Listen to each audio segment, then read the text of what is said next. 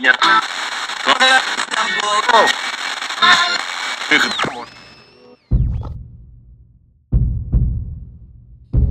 come to me when I'm lonely. I take your hand and we go home. You cover me with your lovely. Hello, and welcome to Sasha Graham's Ghost Stories by the Fire, Season 2. I'm your host, Sasha Graham. I'm broadcasting from a new home, WHNY Western Catskill Radio 93.6 on your FM dial. It's just after midnight.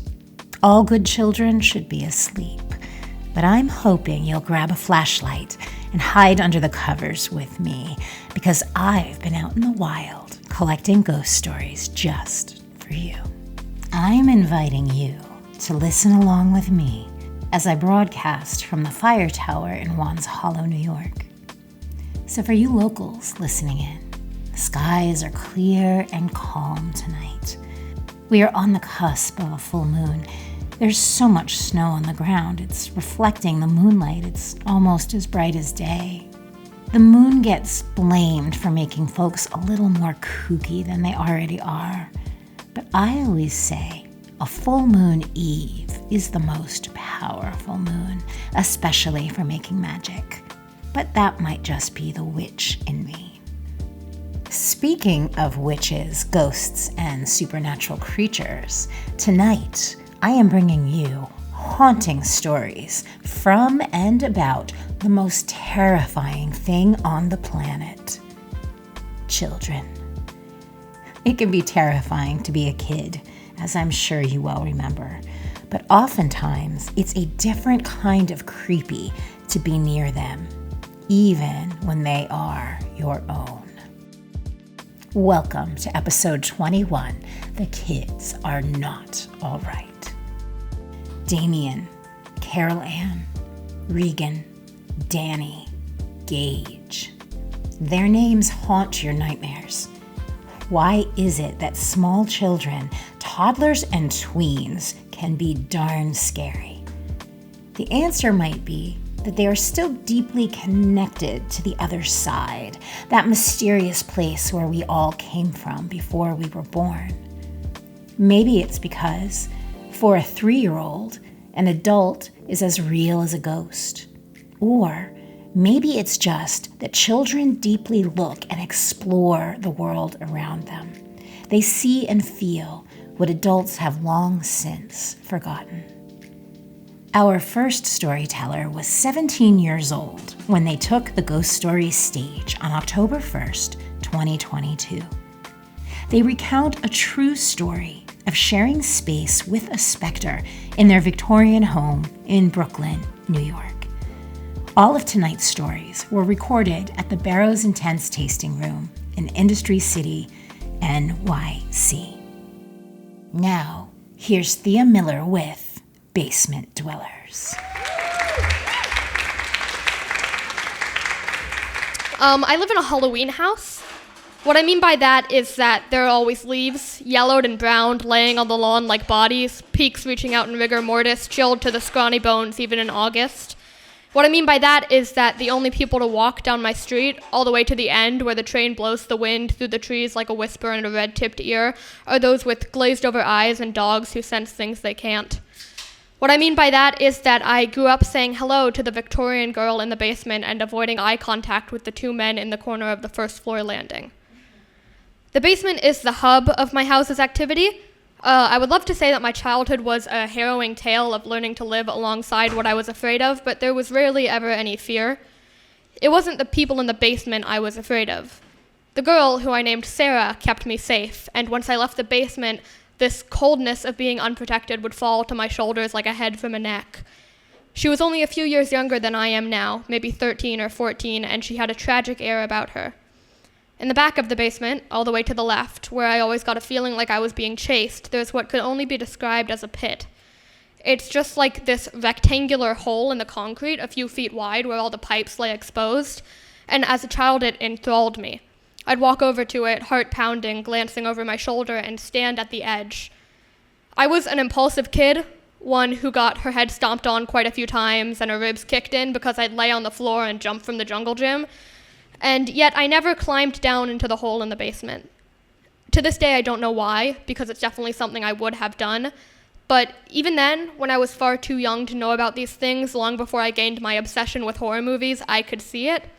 A foot slipping over a concrete edge, brown hair splaying out a splatter of blood on the pipes, and my friend, Sarah, at the bottom. I don't know what it was that kept me standing on the edge, that stops me from walking to the pit even now. Maybe it's her. Maybe one of those days I did slip. Maybe one of these days I will. Maybe Sarah wasn't a friend, but a prophecy. I do know that to this day, when I go down to do my laundry, I say hello to Sarah. I apologize for intruding on her space, because if she can't leave, she might as well have some privacy, and I stay on the right side of the basement.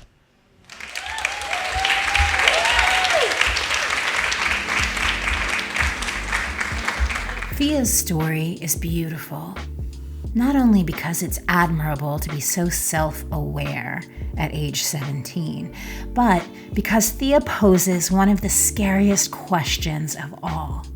What keeps any of us from going over the edge? The pit in Thea's basement reflects a metaphorical truth, one we've all felt from time to time. What is there really keeping us safe from falling into the abyss? How many of us have skirted the boundaries of madness in our own mind? These tangible and intangible lines are sometimes so close to us, we can feel the breath of dark possibility breathing on our cheeks. Perhaps the child's axiom of, if I can't see the scary thing, it can't see me, is a bit of self-preservation we all use to keep ourselves from slipping over the edge.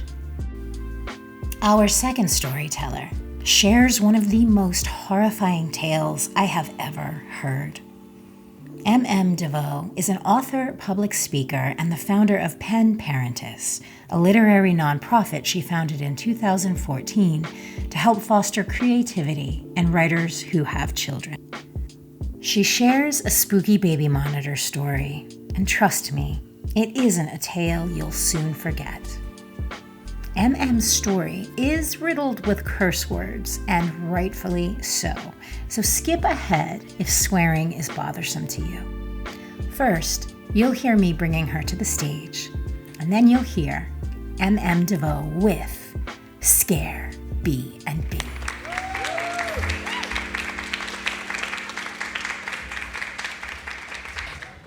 Devoe, in addition to having, I think, probably the most glamorous and exciting name here tonight, Devoe writes interstitial fiction and poetry. Her work is included in the 2019 anthology, Twisted Book of Shadows, which has won a Shirley Jackson Award. That is no small feat.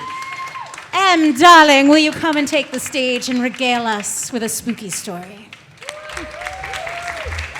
Hi, I have never done this before, and I am very awkward and sorry. So I am going to tell a story about my son, who is 21. He is very weird. He has a bizarre sense of humor, laughs at all kinds of stupid things that boys laugh at. I don't even know. He's weird, whatever. Anyway, so this is about when he was little.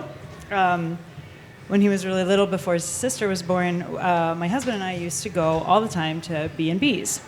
And, of course, because we're weird, we go to the haunted B&Bs, because that's more interesting.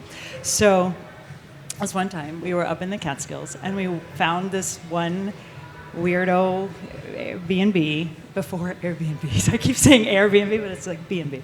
And we went in, and, of course, it had a super weird dude who ran it, who wanted to talk, and had all the tchotchkes in every single possible cover, you know. You've been to these. And what was weird about this one was that when we brought my kid in, he really freaked out. Like, he started screaming and crying And he is, I mean, if you know him, he's like funny and laughs at shit. Like he's like a cheerful dude. And he freaked the fuck out. He was like, and he wouldn't do anything, he wouldn't say anything, and my husband's kind of uptight, so we went to dinner in the B&B, and it was a very fancy with the crystal and the things, and the kid was crying and screaming. So my husband was like, okay, take the kid upstairs, put him to bed. I'm like, it's too early. We did the mom thing of the dad thing with the like, should we, shouldn't we? But I went up and I put him to bed and I read him like 5,000 stories, and he was not happy and said, "This is a bad place, Mom. We have to go."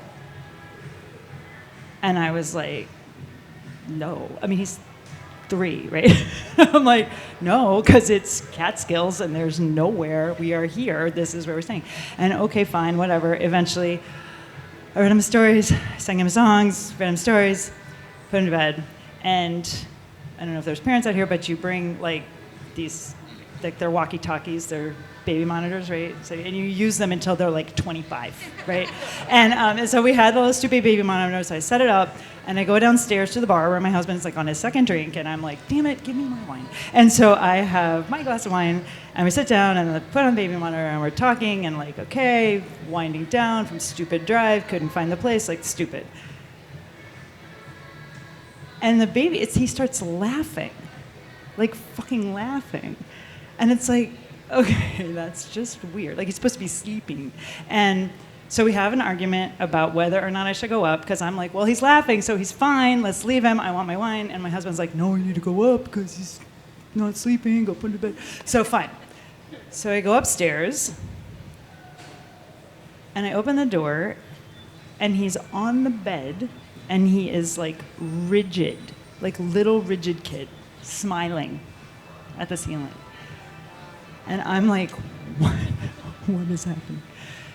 And I walk up to him, and he's just not even moving. And I'm like, are you okay? And he goes, it's under the bed. It's under the bed.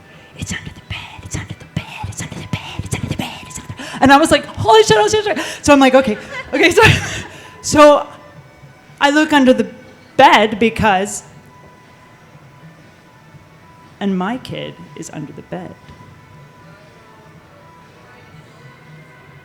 So now I have a dilemma because I am down on the floor under the bed, and it's one of those fucking big queen-size beds with 4 posters, and I'm like, okay, you're gonna be okay. And he's like scared and crying, and he's like tears, like quiet, and he's like, there's somebody in the bed.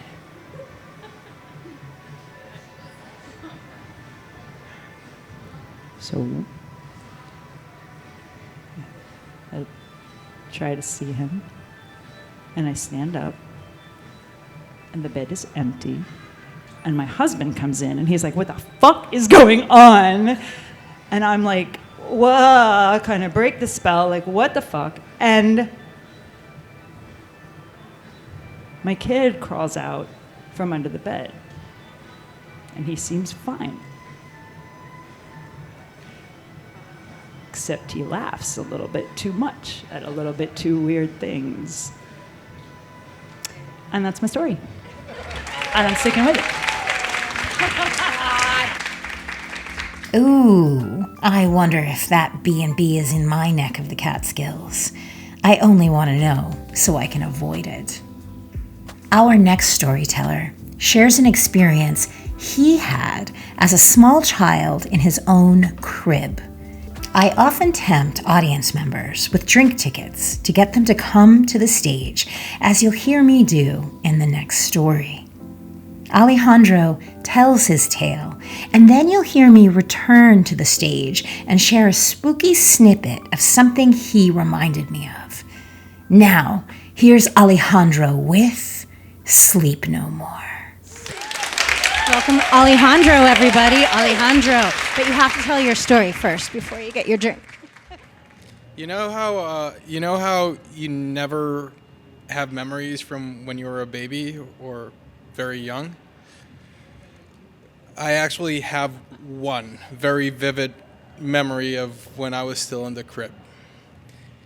And I was living in Bogota, Colombia at the time.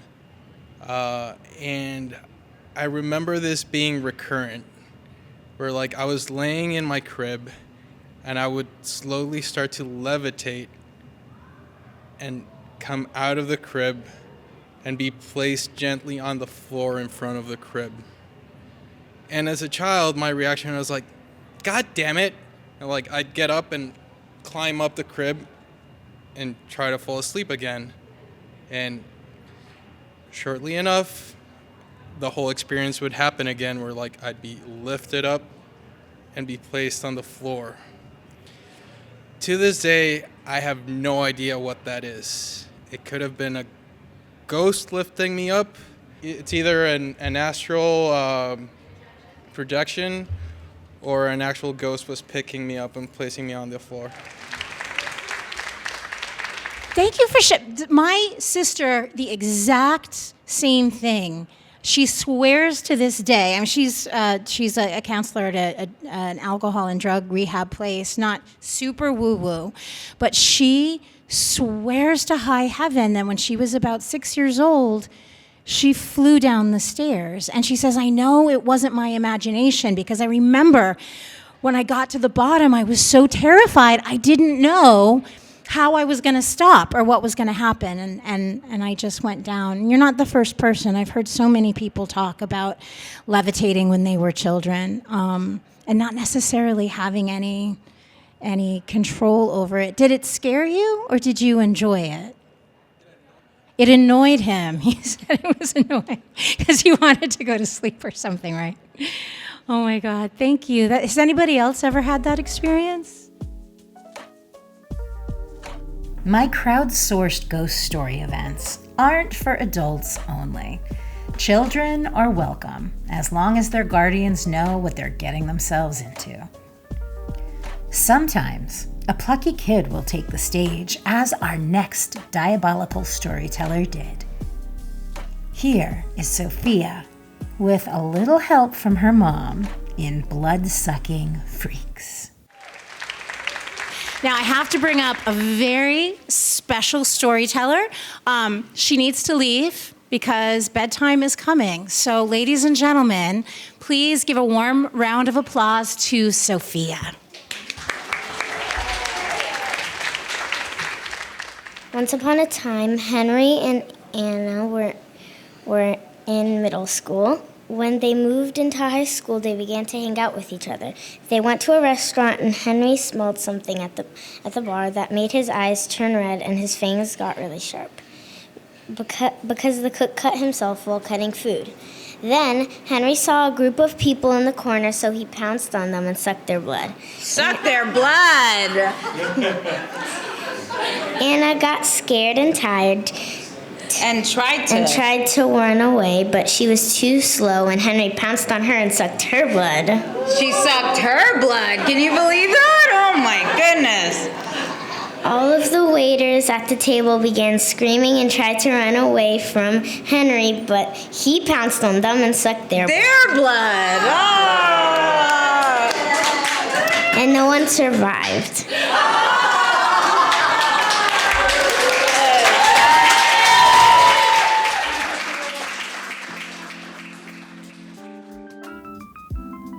Thank you, Sophia. What a fun family you've got. So I don't know about you, but the only thing scarier to me than a child is a full-fledged adult pretending to be a kid. Not gonna lie, this last storyteller freaked me out. She claimed not to pretend, but to actually channel her story.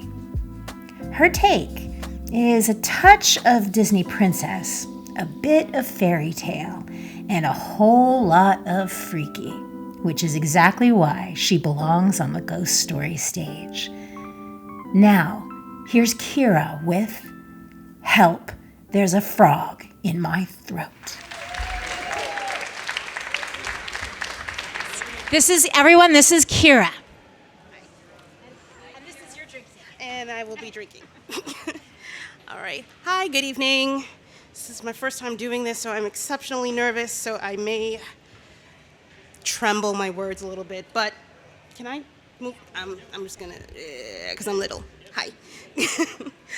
All right, so I'm gonna tell a story, and it's not gonna be me. It's gonna be Jasmine. All right. Hi, I'm Jasmine. This is so cool. I don't get to come out very often, especially during the day. Nighttime is really my favorite time. Okay, you guys want a story, right? Okay. Okay. Oh, all right. Once upon a time, there's no time. Don't be silly, there's plenty of time. Anyway, there was a little girl with a dream to change the world. No. Shh. This will be really quick.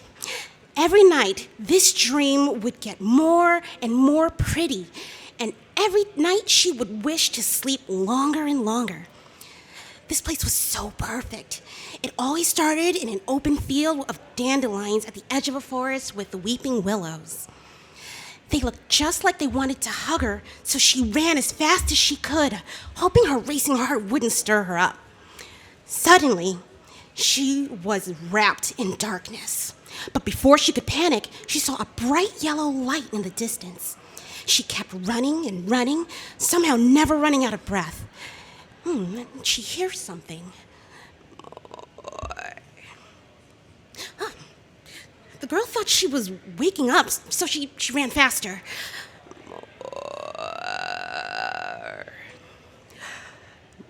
More. The girl bursts through a clearing and sees a gold pond with a little gold toad at the edge. With a clap, that wasn't working. With a clap, the trees shut behind her, leaving her one way out completely shut off. The forest comes alive. The trees move, pushing her in closer and closer to the pond. The pond barely touches the tip of her toe and leaps up and crashes over her like a wave. The girl tumbles in it like a loose piece in a snow globe. She can't tell up from down, left from right. She's struggling to hold her breath, trying and fighting to break through the surface. Just when she's about to blow everything out of her lungs, the toad leaps onto the surface. The water pulls back from her face. The toad, waiting ever so patiently, smiles. It sucks all but a fragment of her life.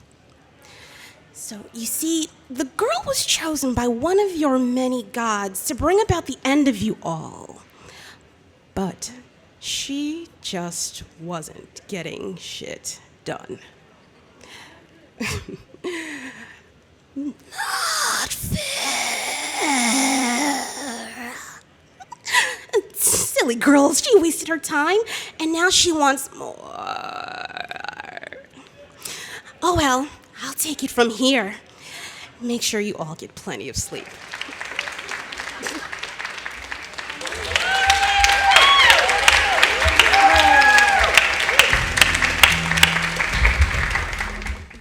Do you think I should have ended episode 21 with Kira's story? Something about it really creeps me out. So I'm going to focus on the moon and all the wild shadows spiraling across the snow instead. It looks like a gothic fairy tale out there. I suppose I might be a proverbial Rapunzel up here in the fire tower, except I'm not going to let down my hair for anyone. I'll help myself down when I'm good and ready. So if you enjoy creepy forests, dancing shadows, and fairy tale tropes, you might just love a divinatory deck I created called the Darkwood Tarot. It is the perfect tool for examining your shadow side. So if you want to be the change you wish to see in the world, and I hope you do, the Darkwood Tarot might just be the perfect tool for you. because we heal the world when we heal ourselves, and your light shines brightest when it illuminates the dark. The Darkwood Tarot is available at bookshops everywhere or through my website, sashagraham.com. Do you have an interesting or uncanny ghost story? I'd love to hear it and maybe have you on the show. So drop me a line at sashagraham.com and put ghost stories in the subject. I'm Sasha Graham, signing off on WHNY Western Catskill Radio in Wands Hollow, New York on 93.6 FM. Stay spooky, stay cozy, and don't be afraid of the dark.